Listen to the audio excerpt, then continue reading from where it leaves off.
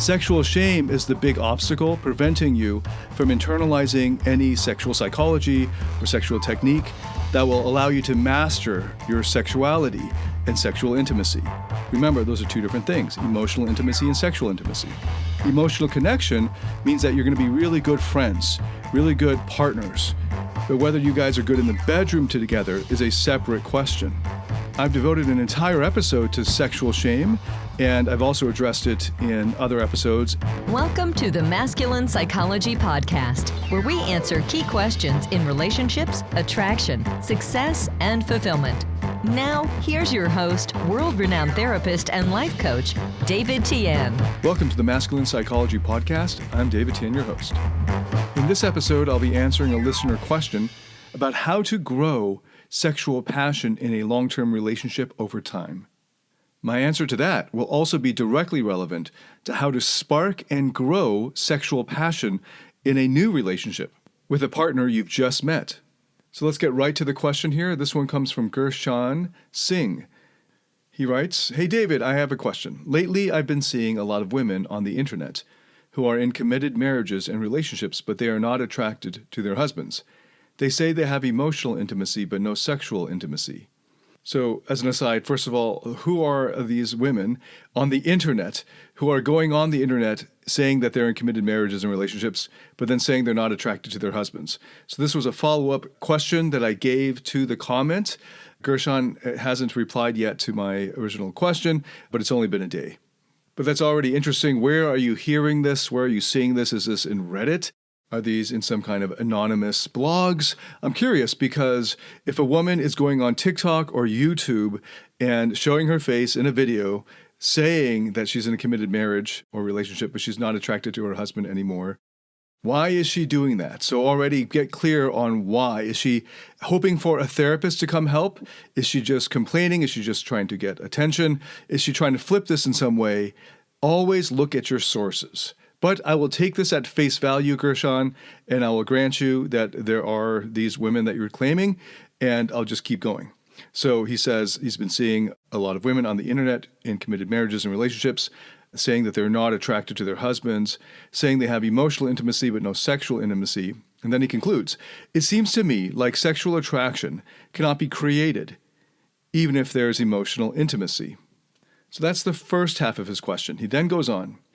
"Another thing that I noticed is that women who have been in toxic relationships say that they have had the best sex of their lives, and when they get into healthy relationships, the sex is nothing compared to the toxic guy." And then he concludes, "It looks like good guys just cannot have a woman desire them. Please give your thoughts, sir, ... Okay, so in this episode, I'll be answering the first half, and in another episode, hopefully the next one, I'll be answering the second half. So for the first one first. But as you can see in Gershan's mind, these two questions are related. And his conclusion is that it looks like good guys just cannot have a woman desire them. With that in mind, let's revisit the first conclusion that he draws. And it seems to me like sexual attraction cannot be created, even if there is emotional intimacy. And that somehow this is related to being a good guy. I'll first address the sexual intimacy and sexual attraction bit, and then I'll address the good guy comment at the end. So hopefully you've picked up a contradiction in the first and second questions. The first question, his conclusion is, sexual attraction cannot be created. In the second question, or the second half of the question, he says that women in relationships with toxic guys have better sex, or as he puts it, the best sex of their lives. So it looks like if you're toxic, and the more toxic you become, or you turn up in yourself, the more that you would end up creating sexual desire and attraction and good sex. So let's first of all address this false assumption that emotional intimacy would immediately lead to or directly lead to sexual attraction. Hopefully you have watched enough of my content, my material, that you would know that that is clearly false. In fact, I have a video seminar that I've entitled Love versus Attraction, in which I make the explicit point for about an hour how love and sexual attraction are two different things. If you've opted into my mailing list on my website, davidtienphd.com, you get access to a suite of masterclasses. I think there's more than 13 of them now. And There are masterclasses on how to make a long-term relationship passionate, as well as being able to tell whether she is relationship material and what the relationship red flags are. And in all of those masterclasses, I've included as a bonus the video on love versus attraction, because it's so important that nice guys mess this up because of sexual shame in their households growing up and in their wider culture and community, which is something along the lines of, if you're really nice, you will be rewarded by women with sex. And this would come out of naivete, ignorance, or sexual shame. It comes out of sexual shame because it's too difficult for women to tell or teach their young men about sexual attraction, because then they have to get into sex and is mommy like that and all of that sort of thing. So it's safer, it's less icky, it's less shameful and more embarrassing for the mothers and the older women to teach the young boys that girls are all just sugar and spice and everything nice. And then these boys grow into their 20s and they're shocked that women enjoy sex. And this is, after all, where red pill and MGTOW and incels come from. Lots of sexual shame and naivete. And then they have to finally see the real world as it is. And they can't handle it because their fairy tale of the tooth fairy kind of level of fairy tale, where women are just pure virginal princesses and angels, and they find out that, women enjoy sex and they're naughty and they're dirty and they like it. And all that unconscious shame programming from their upbringing that tells them that unconsciously, implicitly, that sex is dirty and evil and bad, and you're only supposed to have it if you're married, and even then you're not really supposed to enjoy it. That's the unspoken understanding. And so no wonder when they end up in relationships, women become sexually unfulfilled with them. But then they have a very immature reaction, which is their internalized judge, moralistic judgment, saying, those sluts, those whores, when really these men are just the same way. It's just that they don't have the access to the sexual abundance that these women do, and it's not easy for them at all. So that unspoken, unconscious sexual shame and moralistic judgment that was in the background now comes to the fore and projects onto the woman all of this judgment of her being dirty and less than. It also judges men who probably I'm triggering them just by the way I'm speaking about sex, and just in this sort of forthright way.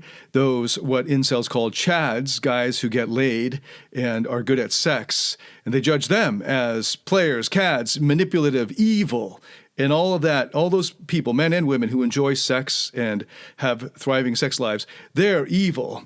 And these sexually shamed, moralistic, nice guys are sexually neutered because they don't know how to harness their sexual energy. So then they just make the easy move where they attack what they cannot understand because they're still immature, and they just take on the same energy of sexual shaming as they imbibed in their childhood, and they sexually shame all of these women who enjoy sex, as well as the men who get it naturally or easily. And they make up a myth about how all women, all of them throughout time and throughout history, are incapable of being moral, of having integrity, and even if they did behave that way, then they're simply mimicking masculine traits, which are antithetical to their natural feminine energy or nature. Now, I don't think Gershon has gone that far. I'm just showing you, trying to head off at the pass, showing you where it is going. So let's get clear here. The main lesson, the main point that Gershon is missing is that sexual attraction and emotional connection are in two different channels. Any guy who has jerked off to porn knows that already. Unless you're so immature that you think you actually have emotional intimacy with that porn star through the screen, in which case you don't know what intimacy is, you don't know what connection is. But that makes sense if you're immature, because you haven't yet experienced real connection or intimacy. And if most of your sex life, or the majority of it, is your hand and a screen, you also don't know what good sex is. So there were two parts to Gershon's first conclusion. The first part of his first conclusion is, it seems to me like sexual attraction cannot be created. So a lot of my work directly counters that. I have a course, Invincible, which teaches you how to generate sexual attraction, how to create sexual tension, how to incite sexual desire. That's something that can definitely be created.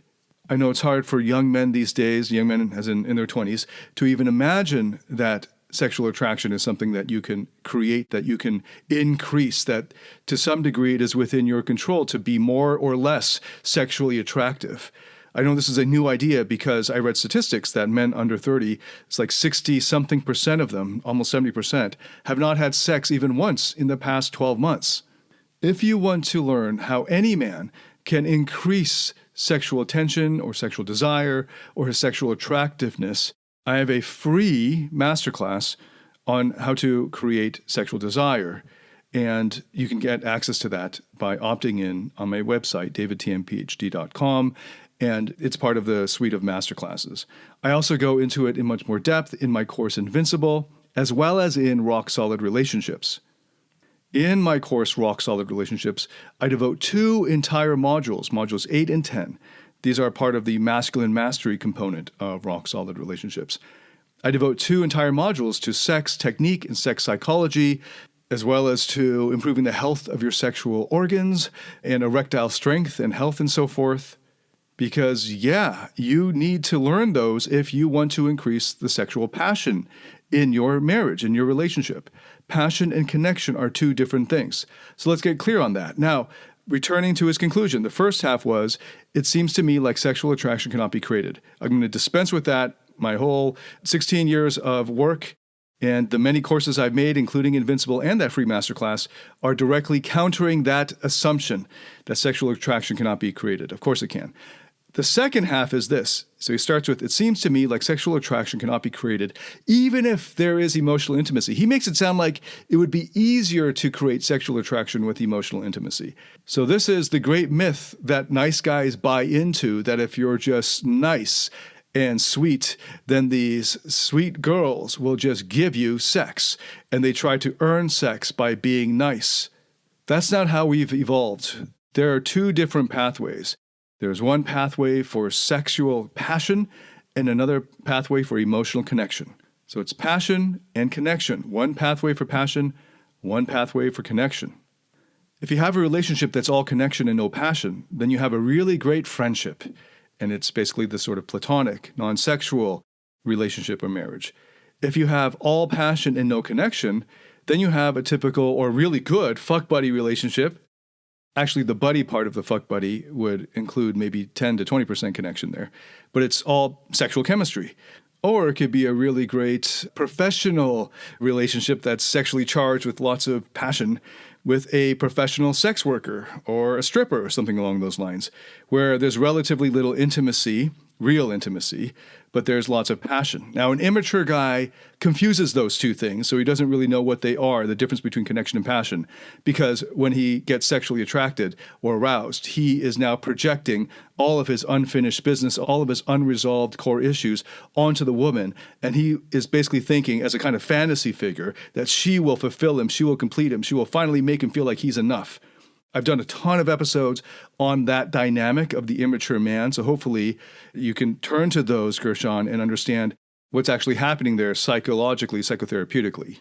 Now, when a relationship gets started between 2 sexually immature or sexually inexperienced people, very well-meaning, of course, they have the sort of falling in love experience of the butterflies in the stomach and all that, and just vanilla sex where they're just going at it, that feels hot because it's new, it's novel, and there's also the psychological promise of you complete me and you will fulfill me and you will meet all of my unmet needs from childhood and so forth. So all of that gets melded together. And then inevitably around the 3-year mark, or maybe as early as 6 months, that sexual passion will begin to wane. This is natural. This is just hormones and chemistry. And because they're sexually inexperienced, they don't know how to revive those. They don't actually have within their control how to turn a woman on or how to turn a man on. And then they just slide. Inevitably, they let themselves go in that department. And there aren't new positions that they can think of, or maybe they go out and do a little bit. Maybe they buy some handcuffs or something. But then pretty quickly they run out of ideas or it loses its novelty, and so they're out. And by the 3-year mark, they're about, anywhere between 6 months to 10 years, depending on what's going on in their lives. The passion has deflated and has fizzled out of their relationship. That's the natural course of things when you don't understand how to create sexual desire. Okay, so prep work before we dive into what to do about it. And already on the way of what to do about it is addressing sexual shame. Sexual shame is the big obstacle preventing you from internalizing any sexual psychology or sexual technique that will allow you to master your sexuality and sexual intimacy. Remember, those are two different things, emotional intimacy and sexual intimacy. Emotional connection means that you're going to be really good friends, really good partners. But whether you guys are good in the bedroom together is a separate question. I've devoted an entire episode to sexual shame, and I've also addressed it in other episodes. And in my Rock Solid Relationships course, we dive into toxic shame over the period of 5 modules in the middle of the course. But assuming you can release the burdens of your sexual shame and become secure and confident in your own body, in your own sexuality, then you can move on to sex technique and sex psychology. By far, going with the 80-20 rule, sex psychology is far more important. It's the 80% of what's important versus the sex technique. But most men, because they're performative oriented, if they do learn about sex, they're mostly focused on sex technique. There was this company way back in the day called Two Girls Teach Sex. I think that's what it's called. And you might be able to find it. I think this is way long ago. And they spelled out on the internet, the URL was instead of TWO, it's the number 2. I don't know if you can find that. A quick Google search did not turn it up for me, but I know that there are many people who are much better at finding these sort of things floating around on the internet. They had a whole bunch of courses where they had porn stars in a good-natured way while they're actually demonstrating the sexual techniques, naked, having sex, are speaking to the camera saying, do it this way, do it that way, I like it this way, I like it that way, that sort of thing. And it's fun to watch, made for great television, so to speak, but it was almost entirely about sex technique. But that is part of it. So if you don't know how to use your instrument, which is your body, it would be good for you to learn that, especially if you're raised on porn, so to speak. Because if you're used to using porn, you're probably just not even moving your body except your hand. And you're very passive in the reception of the sexual pleasure. No matter their physical strength, for many men, emotions are too much for them to handle. It's why they can't give women the deeper levels of emotional intimacy and connection that they crave. It's why they fail to be the man that modern women desire most. A man with inner strength. A man who has mastered his emotions. Find out how to master your emotions through David Tian's Emotional Mastery Program. The Emotional Mastery Program is a step-by-step system that integrates the best of empirically verified psychotherapy methods and reveals how to master your internal state and develop the inner strength that makes you naturally attractive, happy, and fulfilled. Learn more about this transformational program by going to davidtianphd.com/emotional mastery. That's DAVIDTIANPHD.com/emotional mastery. Okay, so that's sex technique. And going by the Pareto principle, the 80-20 rule, sexual technique accounts for about 10 to 20% of how fulfilling and satisfying and enjoyable the sex actually is. Far more important than the technique is the psychology, sex psychology. And that's why sexual shame is such a huge obstacle to a fulfilling sex life, especially over the long term, once you remove the factor of novelty, at least in terms of the partner that you're having sex with. Most immature guys have no idea of the importance of the brain when it comes to enjoyment of sex. They think of it mostly as just fiddling with a body part. But here's an easy demonstration of how powerful and the necessary component of the brain in sexual enjoyment, how the brain is actually the biggest sexual organ in that sense. Imagine trying to masturbate while looking at a really disgusting scene. Think of the most disgusting scene you can think of. I don't know, a toilet full of diarrhea and you're standing over it and it's just overwhelming all of your other senses, visually, olfactorily, and the whole thing. Where you can throw in auditory, you hear other people having diarrhea. And while you're getting all of this in your senses, you're supposed to get an erection and get aroused enough to ejaculate. It will probably be impossible, if not incredibly difficult, and the only way probably you could do it is by closing your eyes and trying to close off as much of that sensory stimulation as you can and go into your imagination. And notice, lo and behold, it is your brain that actually enables the sexual arousal. In fact, you don't even need to touch your genitals in order to become aroused or even to orgasm or ejaculate. After all, that's what wet dreams are. And you are already, if you're over 18, I'm sure, have experienced what it's like to become aroused just through thoughts, or by looking at something, or reading something, or hearing something without touching your genitals. So there's no actual physical stimulation yet. It's all in your brain and your mind. So under the category of sex psychology comes all of the most important elements of sexual enjoyment, satisfaction, and fulfillment and pleasure. So how good are you at building anticipation and teasing and dirty talk?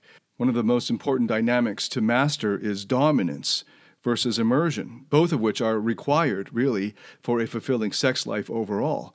And for most people, most of the time, because we are evolved animals, the best ratio of dominance to immersion in terms of when you are having sex is probably something like 60 to 80% of the time you're engaging in a kind of dominance and submission kind of fantasy, sort of dirty talk with hair pulling and spanking and being able to be comfortable and adept at pinning and tying, and especially, of course, dominant talk, dirty talk, to create and invoke those fantasies of domination and submission that are part of our animalistic nature. That is, after all, the function, biologically speaking, of the sexual act.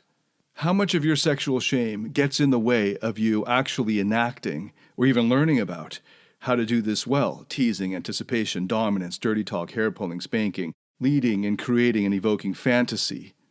So if you're wondering why your sex life in your relationship is getting dry, and all you do, as most immature guys do, is think of it as a purely physical act and purely physical stimulation, you're probably just going at it, jackhammering for 10 minutes and then coming.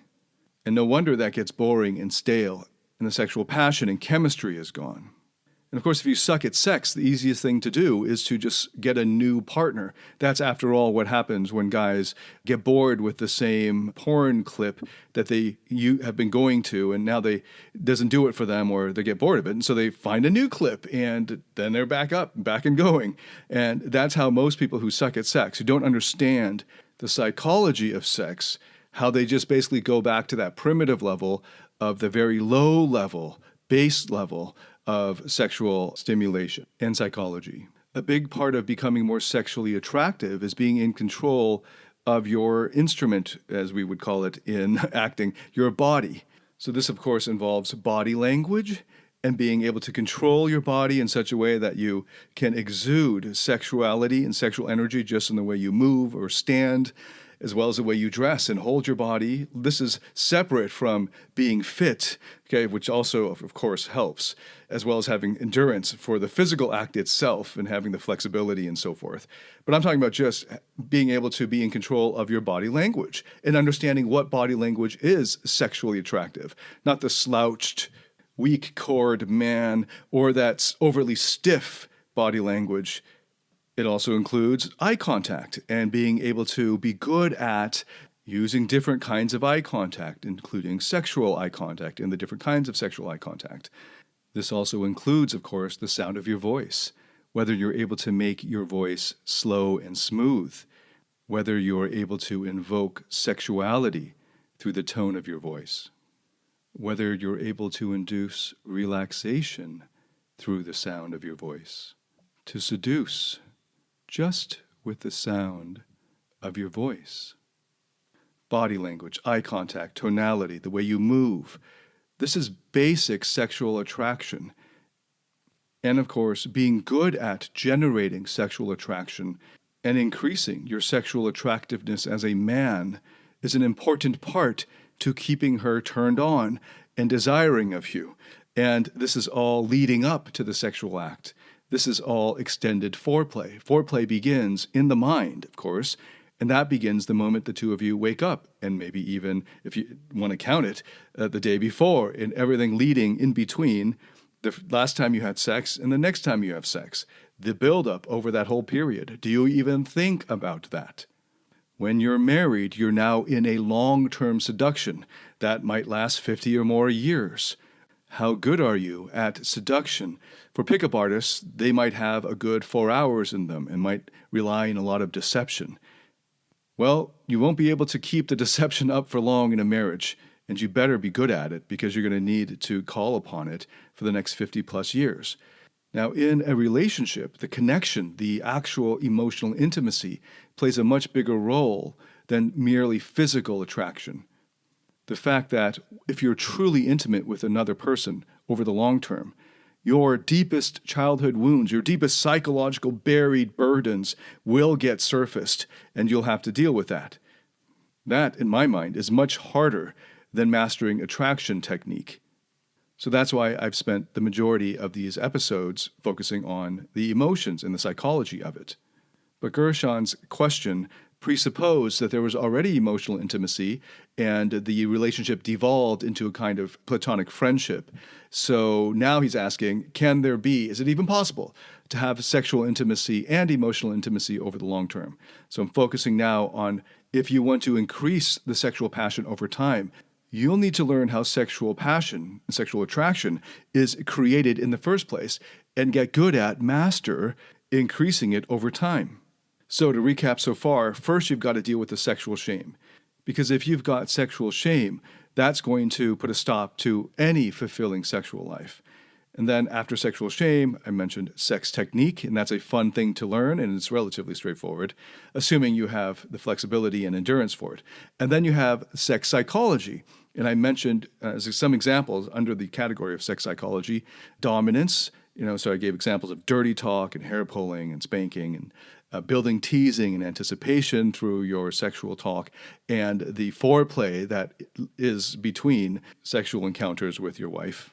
A big factor in whether she's turned on in one sex is what happens in between the times you have sex. Okay, so that's incredibly important, the relationship itself. And now we get to the other part of the dynamic of dominance and immersion. How good are you at immersive sex? And of course, to some degree, whenever you're invoking the fantasies and dirty talk and dominance, you're immersed, so to speak, in the dominance play. But when I'm referring to immersion, it's more of connection type of soul-gazing type of sexual experience. And a great way to learn this and practice this and train it is through Tantra. Now, be careful when you go online and search for Tantra trainings and that sort of thing. There's a lot of hand job parlors type of things that will be listed as Tantra. That's not real Tantra. There is an actual kind of tantric practice that is sort of spiritual, but will get you into this kind of immersive, connecting type of sexual experience. And I recommend that everyone do that. You can even do this as a couple and go to a Tantra training. There are many weekend or week-long Tantra retreats for couples. That's a lot less about the performative sexual technique of porn stars and much more about the emotional connecting kind of immersive type of sexual experiences. And there's a place for all of that, in my opinion. So how good are you at that, at the immersive, emotionally connecting sex? And then, of course, there's your sexual fitness, which gets more and more important as you get older. But even for younger men, there's the issue of premature ejaculation. How good is your erectile health? And I'm not going to go into detail on that here. I covered this and all of those issues that I raised, points that I raised earlier: sexual shame, sex technique, sex psychology, both dominant and immersive sex, sexual fitness. I cover all of this in detail and devote 2 entire modules to these issues in my course, Rock Solid Relationships. Under the category of sexual fitness, I would also put down your testosterone levels, which have been plummeting in modern men, and your diet and supplements. So, how good is your sexual and erectile health and fitness? If you're wondering why your sex life in your relationship or marriage is waning, the first place to look is actually your connection emotionally, and that's why I devote most of the episodes on relationships to that. But being good at sex and sexual arousal, sexual attraction, inciting desire, this is itself a set of skills. How good are you at that, at sex technique, sex psychology? How much are you addressing your sexual shame? And how good is your sexual fitness? Again, I address all of these issues and how to master them in my course, Rock Solid Relationships. And finally, there's the underlying character element, the traits of these bad boy qualities. And this I was reminded of by Gershon's last sentence, where he says, "It looks like good guys just cannot have a woman desire them." And as I hope you have picked up, I think the good guys that Gershon has in mind are actually sexually immature guys. But that good guy reference brings up the moralistic judgment against bad boys. And I will be addressing the deeper psychological question that he brought up in the second half of his post in another episode. But for now, I just want to mention that underlying good sex technique and good sex psychology is how you see yourself, your identity, and the character traits that are part of that. It helps a lot if you want to be sexually attractive and be able to generate sexual passion and desire in women.